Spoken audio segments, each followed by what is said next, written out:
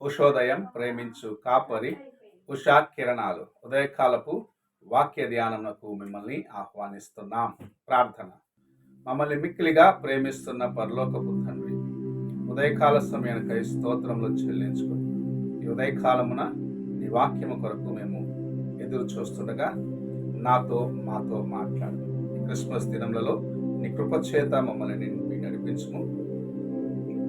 ఈ ఉదయకాలమున కార్యక్రమం వీక్షిస్తున్న ప్రతి ఒక్కరిని బలపరిచి ఆదరించి స్థిరపరచమని యేసు పరిశుద్ధ నామమున అడిగి వేడుకుంటున్నాను పరమ తండ్రి, ఆమేన్. ఈ ఉదయకాలపు వాక్య భాగము యోహాను సువార్త 1వ అధ్యాయము 14వ వచనం. ఆ వాక్యము శరీరధారి అయి కృపాసత్య సంపూర్ణుడుగా మన మధ్య నివసించెను. తండ్రి వలన కలిగిన అద్వితీయ కుమారుణ్ణి మహిమ వలె మనము ఆయన మహిమను కనుగొంటిమి. చదవబడిన వాక్య భాగంలో వాక్యము శరీరధారి అయి కృపా సత్య సంపూర్ణుడుగా మన మధ్య నివసించినాడు అని యేసు ప్రభువుని గురించి చెప్పటం మనం చూడగలం. అవును, ఆదిలో దేవుని యొక్క మాట చేత భూమి సృజించబడినది. భూమిలో ఉన్నవన్నీ సృజించబడ్డాయి. మానవులు మాత్రమే తన యొక్క చేతితో చేయబడ్డవారిగా ఉన్నారు. దేవుని యొక్క మాట చేత సమస్తము సృజించబడినది.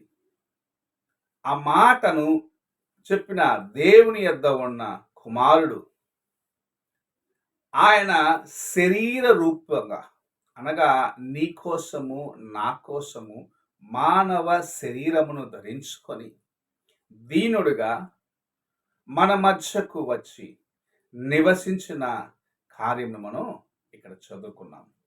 ఆయన ఎందుకు మన మధ్యకు శరీరధారిగా వచ్చినాడన్న ప్రశ్నను మన హృదయంలో ఎప్పుడు కలిగి ఉండాలి. ఎందుకంటే నశించిన నిన్ను నన్ను వెదకి రక్షించి దేవునితో మరలా మనకు సంధి కుదిరించేదానికి, అనగా మానవుడు పాపము చేసి దేవుని కృపను పోగొట్టుకున్నాడు. అనగా ఆది మానవుడైన ఆదాము అవ్వలు ఎప్పుడైతే దేవుని యొక్క మాటకు అవిధేయులుగా తాము తినరాని ఫలమును తిని పాపమునకు స్థలం ఇచ్చినారో అప్పటి నుండి మానవులు దేవుని యొక్క కృపను పోగొట్టుకున్నారు.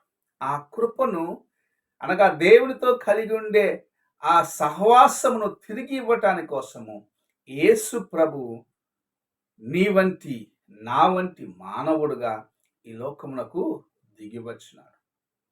కన్య మరియ గర్భమున ఉద్భవించి నీకు నాకు విమోచనను సిద్ధపరిచేదానికి ఆయన ఈ లోకమునకు దిగి వచ్చినాడు.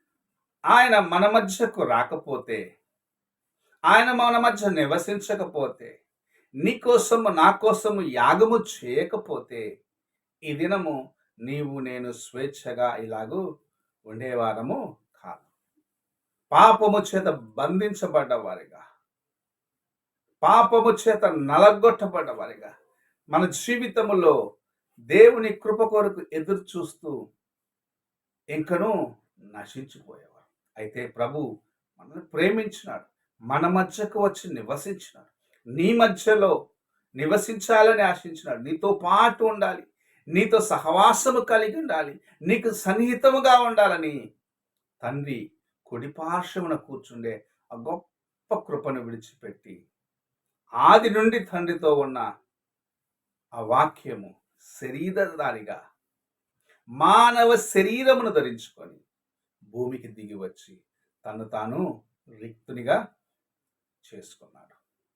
ఆయన మన మధ్య నివసించిన దాన్ని బట్టి నీకు నాకు విడుదల.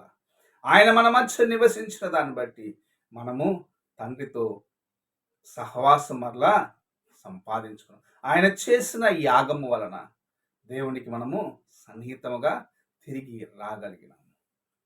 దేవుని సన్నిధి నుండి త్రోసివేయబడ్డ మానవులు తిరిగి ఆయన యొద్దకు వచ్చేదాని కోసం ప్రభు ఈ లోకమునకు దిగి వచ్చిన ఈ దినములను జ్ఞాపకం చేసుకుంటున్నాం కదా.